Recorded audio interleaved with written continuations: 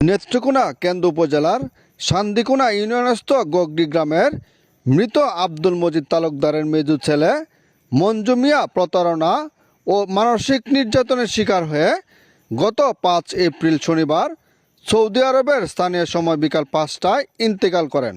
পরিবার ও স্থানীয় সূত্রে জানা যায়, গত বছর একই গ্রামের নুরুল ইসলাম ও তার ছেলে শাহ আলম অতি লোভনীয় প্রস্তাব আসে মঞ্জু মিয়ার কাছে। তাদের মিথ্যা আশ্বাস বুঝতে না পেরে তাদেরই ফাতানো ফাঁদে পা দিয়ে ৫ থেকে ৬ লক্ষ টাকা ধার ও ব্যাংক থেকে লোন নিয়ে সৌদি যায় মঞ্জু মিয়া। শাহ আলমদের সত্য ছিল সৌদি যাওয়ার ২ মাসের ভিতরে সকল কাগজপত্র ও আকামা কমপ্লিট করে কোম্পানিতে কাজ পাইয়ে দিবে। কিন্তু মজনু মিয়া সৌদি পৌঁছার পর যেন সব উল্টে যায়। মরুভূমির কন্টেনারের দিনের পর দিন না খেয়ে অসুস্থ হয়ে পড়েন মজনু মিয়া। তাদের সাথে যোগাযোগ করলে ব্যস্ততার অজুহাতের সময় লাগবে বলে মিথ্যা আশ্বাস দেয় শাহ আলম। এদিকে মঞ্জু মিয়া না খেয়ে কষ্টে দিন পার করছেন শুনে পরিবার আবারও ঋণ করে কিছু টাকা পাঠায়। এভাবেই মিথ্যা আশ্বাসে ৬ থেকে ৮ মাস কেটে যায় মঞ্জু মিয়ার। এদিকে বাড়িতে একের পর এক ঋণের চাপ আসতে থাকে লোকজনের কাছ থেকে।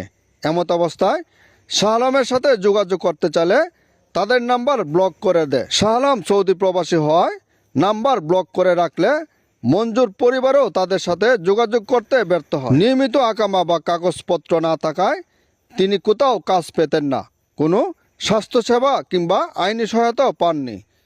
দীর্ঘ প্রায় ১৬টি মাস পার হবার এক পর্যায়ে ঋণের চাপ, পরিবারের দুশ্চিন্তা, অনাহারে অসুস্থতায় ভুগে গত ৫ এপ্রিল শনিবার তিনি মারা যান। মঞ্জু মিয়ার মৃত্যুতে শোকের ছায়া নেমে এসেছে পরিবার ও এলাকাবাসীর মাঝে। এদিকে টাকার অভাবে মঞ্জু মিয়ার মৃতদেহ দেশে আনতে পারছেন না তার পরিবার।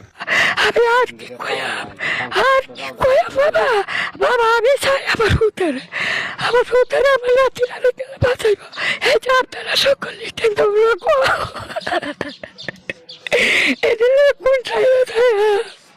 আমার কেড়ে মাইতে দিল বাবা। আমি নিচে গত রোজা ঈদের পরে 1 বছর যাবত হয়ে গেছে।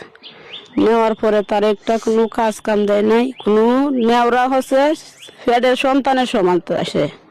তারে নেওয়া হচ্ছে হাউ দশে আমারে কাগজ করে দেও বাবা, আমি আর কিছু চাই না, আমি একটু কাজ করে খাই, আমার সন্তান লই আমি চলি। তা কিচ্ছু করে দিছে না, পর্যন্ত খবরও লইছে না। 1 সপ্তাহ 2 সপ্তাহ দুলা বাদ দিছে, একজনে খাইছে। 1 বছর যাবৎ চলার পরে এখন তার মৃত্যু হয়ে গেছে। এখন যে আমি কি করব।